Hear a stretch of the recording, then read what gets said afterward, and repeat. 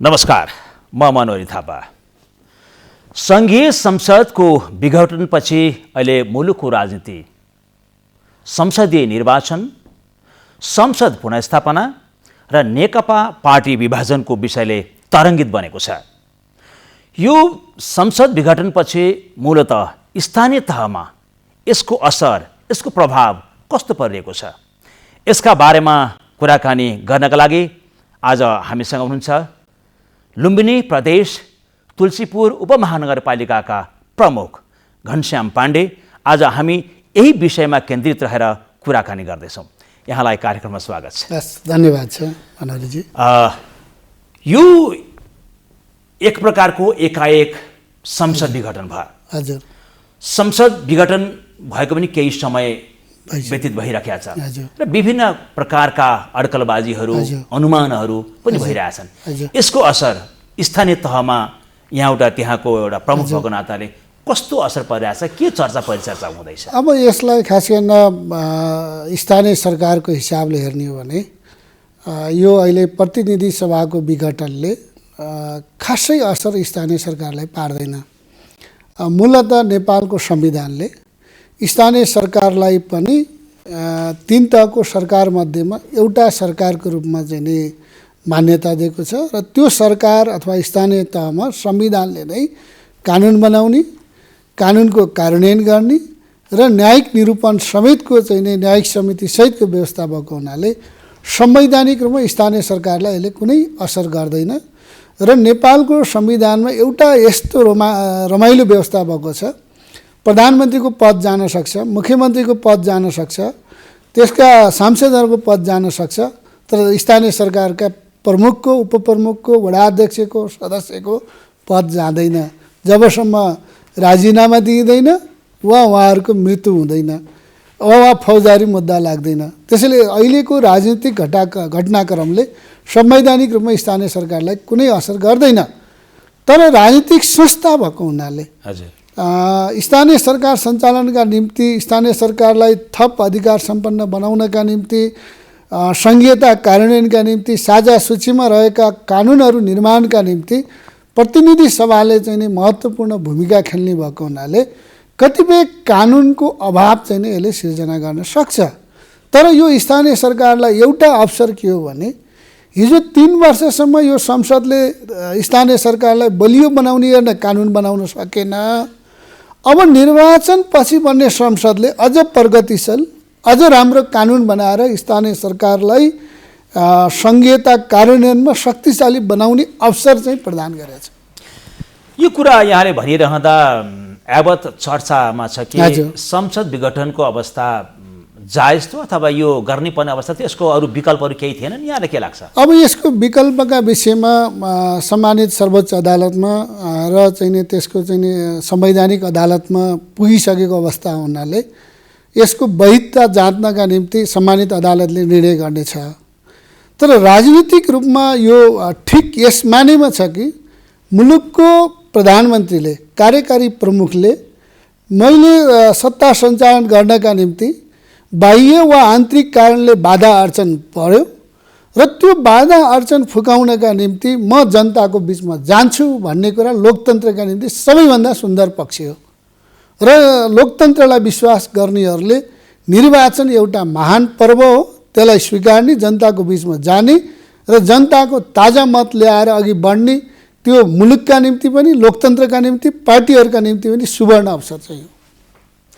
यो संसद विघटन गर्नुपर्ने अवस्था आउँदाखेरि यहाँको तहबाट कुनै यसलाई रोक्नलाई कुनै प्रयासहरू, पहलहरू पनि केही भयो कि? यो संविधान अनुसार यो संसदका विषयमा स्पष्ट रूपमा के छ भने यो प्रतिनिधि सभाको निर्वाचनका सन्दर्भमा जुन किसिमले निर्वाचन भयो अथवा मुलुकका दुई ठुला पार्टी नेकपा एमाले र नेकपा माओवादी केन्द्रका बिचमा एउटा घोषणापत्र र तालमेल मोर्चा बनाएर निर्वाचन लडियो, आफ्नो आफ्नो चुनाव चिन्हमा निर्वाचन लडियो र परिणाम आइसकेपछि दुई पार्टी एकीकरण गरियो र एकीकरणको बाट मुलुकलाई अघि बढाउने विषयमा यसका केही सिद्धान्तहरू थिए, यसका केही दस्तावेजहरू थिए, यसका केही मूल्य मान्यता थिए। तर यो दुई पार्टी एकीकरण भइसकेपछि एकीकरणको प्रक्रिया नटुङ्गिँदै एकीकरणमा संलग्न हुने पक्षहरू बीचमा असहमति सिर्जना भयो। असहमति सिर्जना भएर अन्तरिम विधानले तोकेको विधि प्रक्रियाभन्दा बाहिरबाट सरकारमाथि आक्रमण गर्ने, सरकारलाई काम गर्न बाधा अडचन पुर्याउने जुन वातावरण बन्यो, त्यस कारणले यो चाहिँ नि प्रतिनिधि सभा विघटनको चाहिँ नि निर्णयमा पुग्यो। यसको नेपालको राजनीतिका हिसाबले हेर्ने हो भने नेपालमा बहुमत प्राप्त अथवा बहुमतको मोर्चा बनाएर गरेको कुनै पनि संसदले पुरा अवधि काम गर्न सकेनन्, चाहे 15 सालको कुरा होस्, 48 को कुरा होस्, 56 को कुरा होस्, 65 को कुरा होस्, यो 5औं 74 कुरा होस्। यसले के देखाउँछ भने ती निर्वाचनबाट निर्वाचित हुने नेतृत्वले आफ्नो विजयलाई टिकाउन नसकेको असक्षमता प्रदर्शन गरिसक्यो। त्यो असक्षम भएको चाहिँ नि प्रतिनिधि सभाको निरन्तरता असम्भव रह्यो। त्यसकारणले अब सक्षम अब आउने नेतृत्वले बहुमत ल्याउने र बहुमतलाई पुरा अवधि टिकाउने चाहिँ नि नयाँ संस्कार, संस्कृति र एकता देखाउने कुराको आवश्यकता यसले माग गर्यो।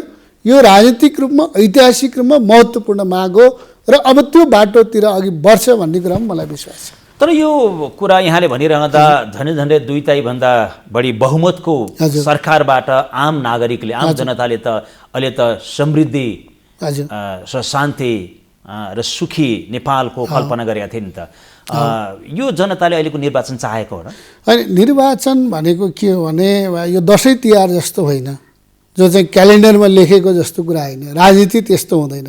राजनीति विशिष्ट परिस्थितिमा विशिष्ट ढङ्गले अघि चल्छ र अहिले जनताले मागेको समृद्धि र विकासमा कहाँनिर बाधा पुगेको छ मलाई त त्यस्तो लाग्दैन। गएको 3 वर्षमा हेर्नुहुन्छ भने नेकपाको अध्यक्ष प्रधानमन्त्री केपी ओलीको चाहिँ नेतृत्वमा यो मुलुकमा आर्थिक वृद्धि दरले गति लिएको छ। ठुला ठुला विकास परियोजनाले गति लिएका छन्। लुम्बिनीको अन्तर्राष्ट्रिय विमानस्थल, पोखराको विमानस्थल, पूर्व पश्चिम राजमार्गदेखि हजारौं किलोमिटर सडकको चाहिँ पूर्वाधार निर्माण गर्ने काम अघि बढेका छन् र सामाजिक न्यायको हिसाबले प्रधानमन्त्री रोजगार कार्यक्रमका माध्यमबाट युवाहरूलाई रोजगारी दिने काम चलेको छ। ज्येष्ठ नागरिकहरूलाई भत्ता पुगेन भनेर मासिक 3000 सम्म पुर्याउने काम भएको छ। यी सबै काम भनेको समृद्धिका निम्ति, सामाजिक न्यायका निम्ति सुरु गरिएको कुरा हो र यसले चाहिँ नेपाली समाजमा एउटा सकारात्मक प्रभाव छोडेको थियो। त्यति मात्रै होइन, प्रधानमन्त्रीको नेतृत्वमा नेपालको अतिक्रमित भूमिलाई, सीमालाई समेटेर चाहिँ नक्सा बनाएर सार्वजनिक गर्ने र हाम्रो छिमेकी मुलुकसँग त्यो भूमि फिर्ता ल्याउनका निम्ति उच्च स्तरको वार्ता संवाद चलिरहेको थियो। तर यो कुरो देशभित्र र देश बाहिरको केही तत्त्वलाई अपाच्य भयो, जस कारणले विकल्प रोजियो कि अहिलेको 2/3 प्रधानमन्त्रीलाई काम गर्नका निम्ति बाधा अडचन सिर्जना गरियो। राम्रो काम गर्दा गर्दै बाधा अडचन सिर्जना भइसकेपछि जननिर्वाचित प्रमुखको प्रमुख दायित्व के हो भने उसका अगाडि दुईटा हुन्छ कि मैले आत्मसमर्पण गरेँ, अब यो देश डुब्नेलाई म जिम्मा दिन्छु, केही नगर्नेलाई जिम्मा दिन्छु, यहीँबाट जान्छु भन्ने एउटा कुरा हो आत्मसमर्पणको कुरा। अर्को कुरा के हो भने मैले राम्रो काम गरिरहेको छु, सरकारले राम्रो काम गरिरहेछ, अब यो राम्रो कामका निम्ति जनताबाट ताजा अभिमत ल्याउँछु भन्ने कुरा चाहिँ नि दोस्रो विकल्प हो र सम्माननीय प्रधानमन्त्रीज्यूले यो विकल्प रोज्नु भएको छ र यो नेपाली जनताको समृद्धि, विकास, स्थायित्व र राष्ट्रियताको सबलीकरण र सुदृढीकरणका निम्ति यो नै सबैभन्दा उपयुक्त विकल्प हो। संसदीय निर्वाचनको मिति एकातिर घोषणा गरिएको छ 17 र 27 वैशाखमा। अर्कोतर्फ यो मुद्दा त फेरि सर्वोच्चमा छ। अनि सर्वोच्चबाट यहाँले कस्तो अपेक्षा गर्नुभएको छ? होइन, म एउटा कानुनको विद्यार्थी भएको हुँदा म पनि हरेक मुद्दामा कानुनका चाहिँ अधिवक्ताहरूको एउटा चाहिँ नैतिक दायित्व हुन्छ। पक्षमा बहस गर्दा आफ्नो आफ्नो पक्षमा तर्क दिने हो, होइन? यो सर्वोच्च अदालतमा अथवा संवैधानिक अदालतमा यो ठिक छ र बेठिक छ भन्ने कुरामा एउटा कानुनको अथवा चाहिँ अधिवक्ताको हिसाबले अथवा चाहिँ बहस पैरवी हुन्छ, त्यो स्वाभाविकै हो।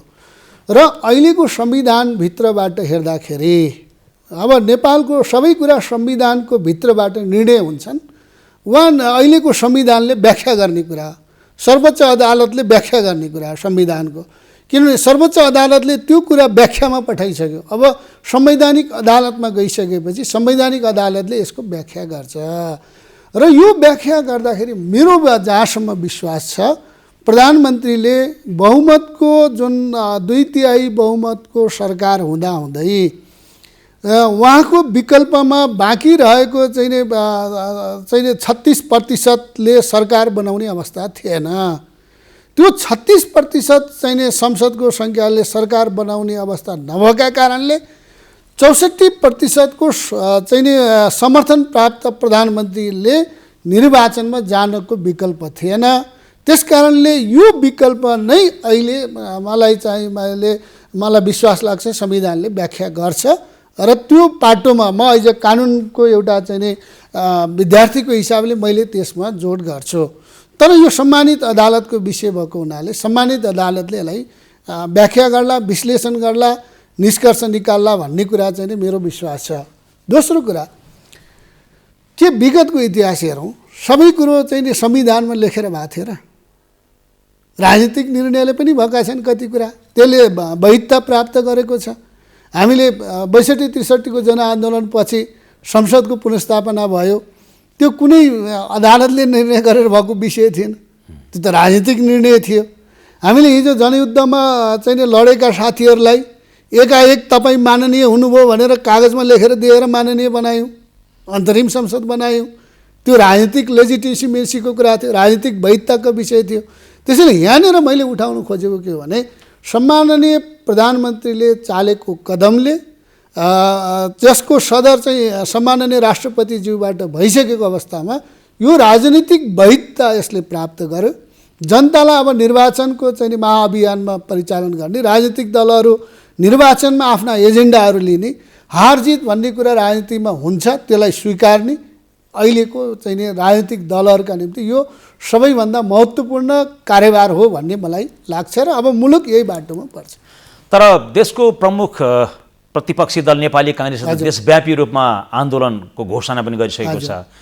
केही राजनीतिक दलहरू फेरि संसद पुनर्स्थापना गराउनेतर्फ पनि लागिरहेका छन्। यसलाई चाहिँ यहाँले कसरी हेर्नुहुन्छ? होइन, यो राजनीतिमा आफ्ना आफ्ना विचार लिएर जान पाइन्छ, उहाँहरू जानुहुन्छ भने उहाँहरूको कुरा हो।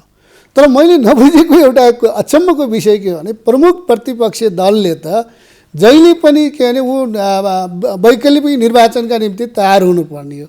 नेपालमा किन नेपाली काङ्ग्रेस निर्वाचनदेखि डराएको छ मैले बुझेको छैन।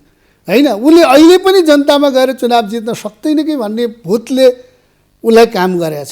तर कुनै पनि वैकल्पिक राजनीतिक शक्तिका निम्ति अथवा सत्ता पक्ष चाहिँ चुनावमा जाने हुँदा प्रतिपक्षका निम्ति यो त सुनौलो अवसर हो।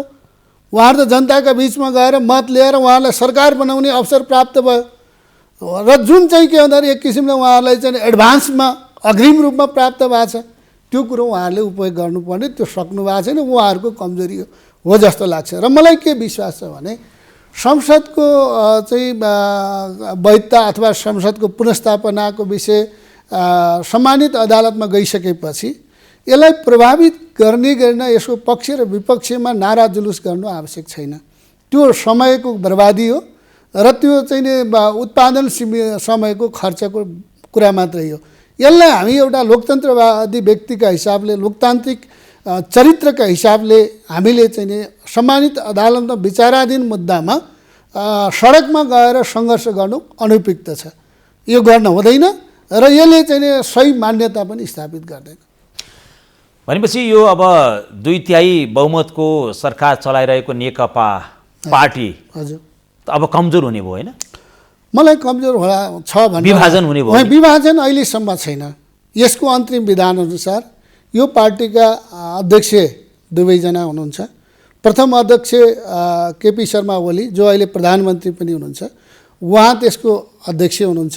अर्को अध्यक्ष कमरेड प्रचण्ड पुष्पकमल दाहाल हुनुहुन्छ र त्यसको सम्पूर्ण कमिटी छ। पछिल्लो समयमा पहिलो चाहिँ अध्यक्षले, किनभने यो पार्टीको केन्द्रीय कमिटी निर्माण हुँदाखेरि त दुईजनाले कागजमा लेखेर अथवा लेटर प्याडमा लेखेर केन्द्रीय कमिटी सदस्य बनायो नि त। प्रचण्डले आफ्ना साथीहरूको नाम लेखेर दिनुभयो, कमरेड केपी ओलीले आफ्ना साथीहरूको नाम लेखेर दिनुभयो र केन्द्रीय कमिटी बन्यो। अहिले कमरेड केपी ओलीले यसको आवश्यकता विस्तारको देख्नुभयो र उहाँहरूले हामी समेतलाई केन्द्रीय सदस्य बनाएर हामी शपथ खाएर अघि बढेका छौँ। तपाईँ अब बिस्तारै केन्द्रीय कमिटीको सदस्य भएको छु होइन। र अब यसले के देखाउँछ भने अहिलेसम्म पार्टी विभाजन भएको छैन र हुन पनि हुँदैन। कमी कमजोरी भयो होलान्, विधान अन्तरिम विधानअनुसार चल्नु पर्यो। अन्तरिम विधानले पार्टीको बैठक बस्नका निम्ति दुवै अध्यक्षको सहमतिमा महासचिवले बैठक बोलाउने एजेन्डा दिने भनेर चाहिँ अब विधानमा लेखिएको छ। अब विधानमा लेखेको विपरीत गएर चाहिँ ब्याङ्क्वेटमा चौतारीमा पार्टीको केन्द्रीय कमिटीको बैठक बसेर हुन्छ र? तर व्यवहारमा त त्यही भइरहेछ। व्यवहारमा त्यही भएको छ। त्यसले गर्दाखेरि उहाँहरू त्यसमा सच्चिनुपर्छ, त्यसमा सुधार गर्नुपर्छ। र मैले अबको राजनीतिलाई मैले भनेको त के छ भने अहिले जे भइरहेछ यो दुःखद कुरा हो, यो सुखद होइन। नेपाली जनताले यो देख्न चाहेका होइनन्।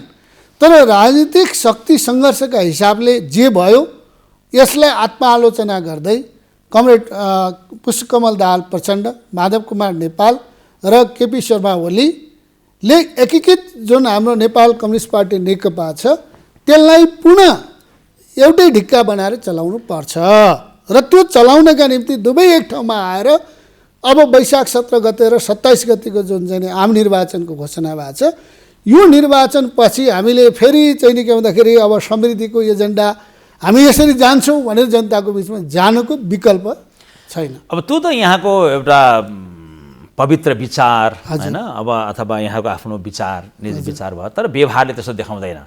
व्यवहारले त अब आफ्नो खालको तयारी भइरहेको छ, आफ्ना कमिटीहरू विस्तार भइरहेछन्, पदको जिम्मेवारी दिने कामहरू पनि भइरहेका छन्। भनेपछि अब वास्तवमा आधिकारिकताको विषय पनि त उठ्न सक्छ नि। अनि आधिकारिकताको विषय पनि भोलि उठ्ला, यो स्वाभाविकै रूप छ। त्यसैले यस्ता विवाद हुन्छन् भनेर हामीले अदालतको व्यवस्था गऱ्यौँ, यस्ता विवाद हुन्छ भनेर हामीले संवैधानिक रूपमा निर्वाचन आयोगको व्यवस्था गऱ्यौँ। त्यसैले त्यसको निरूपण गर्ने ती अङ्गहरू छन्, ती अङ्गहरूले यसको छिनोफानो गरेर निर्णय गर्छन्। यो चाहिँ माधव नेपाल अथवा पुष्पकमल दाहाल प्रचण्डज्यू अथवा केपी शर्मा ओलीले निर्णय गर्ने कुरा होइन। त्यसैले यसको आधिकारिकताको विषयमा भोलि निर्वाचनको प्रक्रिया भइसकेपछि चुनाव चिन्ह सूर्य कसको हुन्छ, हँसिया हथौडा कसको हुन्छ, यो भोलि प्रक्रियाले यसलाई निर्धारण गर्छ।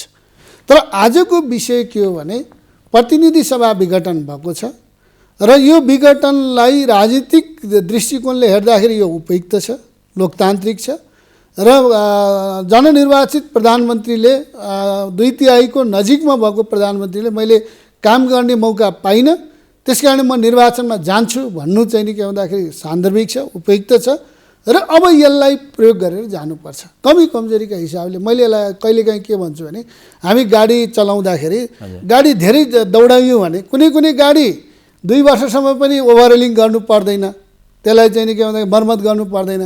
गाडी धेरै दौडियो भने छिटो मर्मत गर्नुपर्छ, छिटो ओभरहोलिङ गर्नुपर्छ। अहिलेको संसद, अहिलेको सरकारले यो रफ्तारमा दौडायो र त्यो दौडाउन थालेपछि यसलाई छिटो ओभरहोलिङ गर्नु पर्यो। र यो राजनीतिको ओभरहोलिङ गर्ने, राजनीतिमा चाहिँ नि मर्मत गर्ने भनेको निर्वाचन हो। निर्वाचनले ठाकठुक गर्छ, मिलाउँछ, मर्मत गर्छ, नयाँ ऊर्जाले अघि बढ्छ। अब यो स्थितिमा निर्वाचनमा जाँदाखेरि अब जस्तो यहाँहरूको चाहिँ अब एजेन्डा के हुन्छ त, विषय के हुन्छ? अहिलेको एजेन्डा भनेको नेपालको संविधानले समाजवाद उन्मुख राष्ट्र निर्माण गर्ने कुरा जुन अघि सारेको छ, त्यो समाजवाद उन्मुख अर्थतन्त्र निर्माणको निम्ति कार्य प्रारम्भ गर्ने हो। त्यसका निम्ति चाहिँ नीति कार्यक्रम योजना बजेट बनाएर कार्यान्वयन गर्ने हो, त्यो एउटा एजेन्डा हो। त्यो भने समृद्धिको एजेन्डा एउटा। दोस्रो, नेपाल हामी 2 यस्ता शक्तिशाली महाराष्ट्रका बिचमा छौँ, चीन र भारतका बिचमा छौँ। हामीले यो सम्बन्धलाई सन्तुलित ढङ्गले आफ्नो राष्ट्रियतालाई जगेर्ना गर्दै, आफ्नो गुमेको भूमिलाई फिर्ता गर्ने सङ्कल्प गर्दै त्यस्तो गर्न सक्ने नेतृत्व, राष्ट्रवादी नेतृत्वको छनौट गर्ने र भोलि चाहिँ नि नेपाल चाहिँलाई अछुन्ने एउटा चाहिँ नि समृद्ध राष्ट्रको रूपमा विकास गर्ने राष्ट्रियता हाम्रो महत्त्वपूर्ण कुरा। आज हामीले नक्सामा नेपालको नक्सा तयार गरेका छौँ, गुमेको भूमिलाई समावेश गरेका छौँ। भोलि बन्ने सरकारले त्यो भूमि फिर्ता ल्याउने कुरा हाम्रो चाहिँ नि महत्त्वपूर्ण कुरा हुन्छ। तेस्रो भनेको हामी अन्तर्राष्ट्रिय सम्बन्धलाई समानतामूलक ढङ्गले, स्वाभिमानी नेपालीका ढङ्गले अन्तर्राष्ट्रिय सम्बन्धलाई विस्तार गर्ने हामीले कुरा गर्नुपर्छ। अर्को हाम्रो एजेन्डा भनेको नेपाल चाहिँ को बहुजातीय, बहुभाषी, बहुसांस्कृतिक पछौटेपन जुन छ यसलाई सबैले अपनत्व गर्ने, त्यसका निम्ति आवश्यक पर्छ भने नेपालको संविधानलाई पनि परिमार्जन गर्ने, संशोधन गर्ने, संहिता कार्यान्वयनका निम्ति जुन जुन बाधा अडचन परेका छन् त्यसलाई फुकाउने र त्यसका माध्यमबाट चाहिँ नि के भन्दाखेरि 3 तहको सरकारलाई प्रभावकारी बनाउने र एउटा समुन्नत राष्ट्र निर्माणका निम्ति एकताबद्ध ढङ्गले, र मैले भने इतिहासमा बहुमतका सरकार कहिले पनि सफल भएनन्, त्यो सफल नहुनका निम्ति ती संसदहरूमा आउने नेतृत्वको असफलता हो। त्यसैले अब निर्वाचित हुने संसदमा अब निर्वाचित भएर आउने सांसदहरूलाई बहुमतको सरकार नढालिकन पूर्ण कार्यकाल गर्न सक्ने नेतृत्व क्षमता भएको नयाँ पुस्तालाई अघि सारेर आउनुपर्छ र त्यसले राजनीतिक क्रममा पुस्तान्तरण गर्ने र नयाँ पुस्तामा नेतृत्व हस्तान्तरण गर्ने कुरालाई पनि यसले उठाएर जानुपर्छ। त्यसैले मूलतः यसका चाहिँ के भन्दाखेरि सन्तुलित विकास, सामाजिक न्याय, संघीयताको सुदृढीकरण र चाहिँ के भन्दाखेरि राष्ट्रियताको जगेर्ना र गुमेको भूमिलाई फिर्ता ल्याएर एउटा स्वाभिमान नेपाल र हामी 2 ठुला छिमेकी राष्ट्रहरूका बिचमा स्वाभिमान नेपालका रूपमा चाहिँ नि आफूलाई अन्तर्राष्ट्रिय छवि निर्माण गर्ने समृद्ध नेपाली हो र हामी कोही पनि गरिबी, भोकमरी, पछौटेपनबाट चाहिँ नि अब चाहिँ नि अल्झिनु पर्दैन, अब हामी समृद्धितिर जान्छौँ भन्ने कुरा नै अबको मार्गचित्र हो। तर यहाँले यो भनिरहँदा जुन वैशाख 17 र 27 गते 2 चरणमा जुन निर्वाचन हुने भन्ने घोषणा भएको छ, यो निर्वाचन पनि नहुने हो कि भन्ने खालका आशंकाहरू, अड्कलबाजीहरू पनि भइरहेका छन् नि। तपाईँ एउटा जिम्मेवार अहिले यो नेकपाको विस्तारित केन्द्रीय कमिटीको सदस्य पनि हुनुभएको छ, भन्नु भएको छ, यहाँले के लाग्छ, कसरी तपाईँले यसको विश्वास दिलाउनुहुन्छ? अनि यसको पहिलो कुरा त हामी नेपालीहरू, नेपालमा क्रियाशील राजनीतिक दलहरू, नेपालमा क्रियाशील सबै सङ्घ संस्था र नागरिकहरूका बिचमा साझा अभिमत के गर्नु पर्यो भने यो निर्वाचन अपरिहार्य छ, यो लोकतन्त्रका निम्ति महत्त्वपूर्ण छ र यो नहुने हो भने नेपालको चाहिँ नि समृद्धि र अस्तित्वमाथि सङ्कट पैदा पर्छ भन्ने कुरा बुझेर यसलाई राष्ट्रिय एकताको हिसाबले अघि बढाउनु पर्यो। हामी नै कोही निर्वाचनमा भाग लिने, कोही चाहिँ निर्वाचनबाट चाहिँ दौडिने र हामीले नै अस्थिरता पैदा गऱ्यौँ भने यो फरक अवस्थामा जाला। तर लोकतन्त्रको मूल्य मान्यताबाट अघि बढ्यो भने यो निर्वाचन हुन्छ, हुनुपर्छ। यसका निम्ति राजनीतिक दल किन खोलेको भने निर्वाचनमा भाग लिने हो। निर्वाचनमा भाग नलिने राजनीतिक दल खोल्नुभन्दा त कम्पनी खोले भइयो नि त। चन्दा उठाउनु पर्छ, यसो ठकठाक गर्नु छ भने त किन पार्टी खोल्नु पर्यो र? पार्टी खोल्नु निर्वाचनका लागि हो, चुनावका लागि हो। अनि चुनावका लागि खोलिएका पार्टीहरू चुनावमा भाग लिन डराएर अन्त जान्छन् भने त त्यो त दुर्भाग्य हो। यो रूपमा मुलुक अघि जान हुन्न। अहिले भएका क्रियाशील राजनीतिक दलहरू आफ्ना एजेन्डा, आफ्ना उम्मेदवार, आफ्ना विषयवस्तु लिएर जनताको बिचमा जानुपर्छ र त्यो राजनीतिक दलका निम्ति अवसर हो र त्यो अवसरको प्रयोग गर्नुपर्छ। हस्, यहाँलाई धेरै धेरै धन्यवाद। हस्, धन्यवाद छ मनोहरजी, यो अवसर दिनुभयो। म सम्पूर्ण नेपाली दाजुभाइ तथा दिदीबहिनीहरूलाई निर्वाचनमा सहभागी हुन र निर्वाचनलाई आफूले मन परेको व्यक्तिलाई मतदान गर्न निर्धक्क ढङ्गले तयारी गर्न पनि अपिल गर्न चाहन्छु। धन्यवाद।